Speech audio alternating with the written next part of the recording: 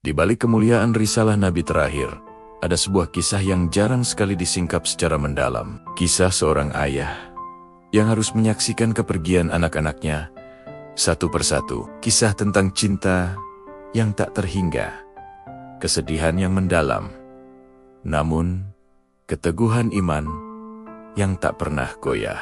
Ini adalah cerita tentang keluarga manusia paling mulia, keluarga Rasulullah Shallallahu Alaihi Wasallam. Kisah tentang 7 cahaya yang pernah menerangi rumah beliau, dari tangis pertama hingga air mata perpisahan. Mari kita kembali ke masa-masa awal pernikahan Rasulullah dengan Sayyidah Khadijah radhiyallahu anha. Di sebuah rumah sederhana di Makkah, lahirlah harapan pertama. Tangis bayi mungil memecah keheningan, membawa sukacita yang tak terkira. Dialah Al-Qasim, putra sulung yang namanya kemudian menjadi panggilan kehormatan bagi ayahnya, Abul Qasim, ayah dari Al-Qasim. Kebahagiaan ini adalah potret keluarga muda yang penuh cinta.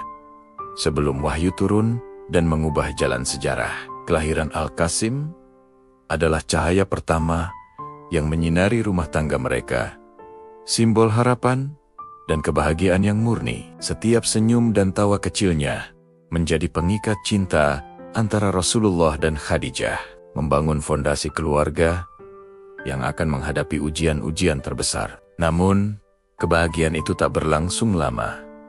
Takdir Allah mendahului segalanya. Al-Qasim, cahaya pertama itu, dipanggil kembali oleh Sang Pencipta saat usianya masih sangat belia. Bayangkan kesedihan yang menyelimuti hati seorang ayah dan ibu muda. Namun, di tengah duka itu, Rasulullah mengajarkan sebuah pelajaran abadi tentang ketabahan. Beliau menunjukkan kepada kita bagaimana menerima takdir dengan lapang dada, seraya berkata, "Sesungguhnya kami adalah milik Allah, dan kepadanya kami akan kembali." Kesedihan itu nyata, namun kepasrahan kepada Allah jauh lebih kuat. Setelah kepergian Al-Qasim, Allah kembali menganugerahkan cahaya-cahaya baru di rumah mereka. Satu persatu lahirlah putri-putri tercinta, Zainab, Ruqayyah, Ummu Kulsum, dan yang termuda, Fatimah. Mereka tumbuh di bawah naungan kasih sayang kedua orang tua yang luar biasa. Mereka melihat bagaimana Rasulullah membawa risalah Islam di tengah cemoohan, penolakan, dan permusuhan kaum Quraisy. Kehadiran mereka menjadi sumber kekuatan bagi Nabi.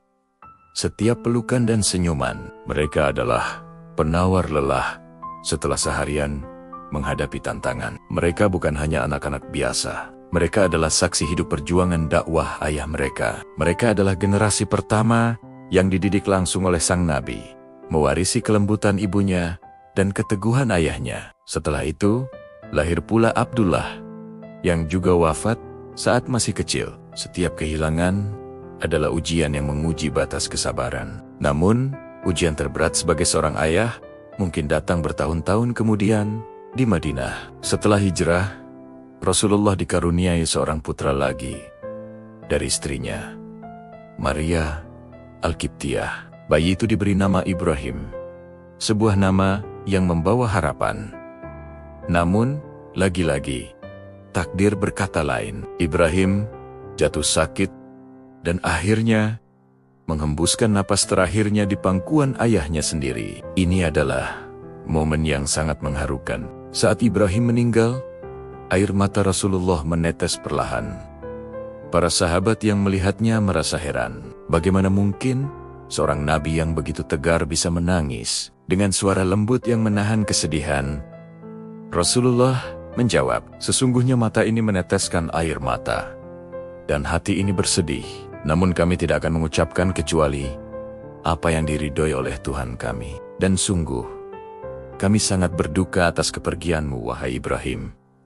Jawaban ini adalah pelajaran agung. Menangis karena kehilangan bukanlah tanda lemahnya iman, melainkan bukti adanya rasa kasih sayang dan rahmat di dalam hati. Rasulullah mengajarkan kita bahwa bersedih itu manusiawi, selama kesedihan itu tidak membuat kita mengeluh atau menentang takdir Allah. Dari semua anak-anak beliau, hanya satu yang hidup lebih lama darinya, yaitu Fatimah Az-Zahra. Fatimah adalah penyejuk hati ayahnya. Bagian dari dirinya, dialah yang membersihkan kotoran yang dilemparkan kaum kafir ke punggung Nabi saat beliau sholat. Dialah yang menemani ayahnya dalam suka dan duka, menjadi penyemangat di masa-masa sulit. Kedekatan mereka begitu luar biasa. Rasulullah pernah bersabda, "Fatimah adalah bagian dariku. Siapa yang membuatnya marah, berarti telah membuatku marah." Cinta seorang ayah kepada putrinya terpancar begitu jelas. Namun, setiap pertemuan pasti ada perpisahan. Saat Rasulullah wafat, dunia seakan gelap bagi Fatimah. Ia kehilangan ayah, guru, dan pemimpin tercintanya. Kesedihannya begitu mendalam, namun ia tetap tegar. 6 bulan setelah kepergian sang ayah, Fatimah pun menyusul. Kembali ke haribaan robnya, kepergian Fatimah seolah menutup lembaran kisah keluarga manusia paling mulia di dunia. Sebuah keluarga yang diuji dengan kehilangan berulang kali, namun tak pernah kehilangan pegangan pada tali Allah. Jadi, apa hikmah besar di balik semua ini? Ujian kehilangan yang dialami Rasulullah bukanlah tanda murka Allah.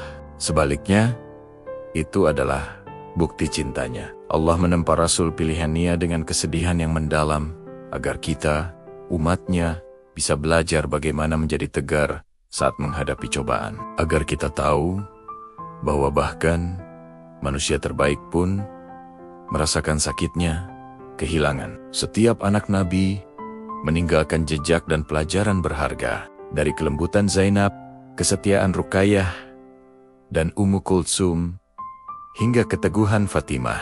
Semuanya adalah cahaya yang akan terus menerangi sejarah Islam. Kisah keluarga Nabi bukanlah sekadar cerita sejarah untuk dikenang. Ini adalah cermin bagi kita tentang arti cinta sejati, kesabaran tanpa batas, dan tawakal yang penuh keyakinan. Dari kelahiran hingga kematian, setiap momen dalam kehidupan mereka adalah pelajaran tentang bagaimana menempatkan cinta kepada Allah di atas segalanya. Ujian tidak selalu berarti kehilangan. Terkadang, itu adalah cara Allah untuk menarik kita lebih dekat kepadanya, untuk membersihkan hati kita, dan untuk mengangkat derajat kita di sisi. Semoga kisah ini bisa menginspirasi kita semua untuk menjadi lebih sabar dan ikhlas dalam menghadapi setiap takdir kehidupan. Terima kasih sudah menyimak hingga akhir. Jika Anda merasa video ini bermanfaat, jangan lupa untuk like, bagikan, dan subscribe agar kita bisa terus belajar bersama. Sampai jumpa di video berikutnya.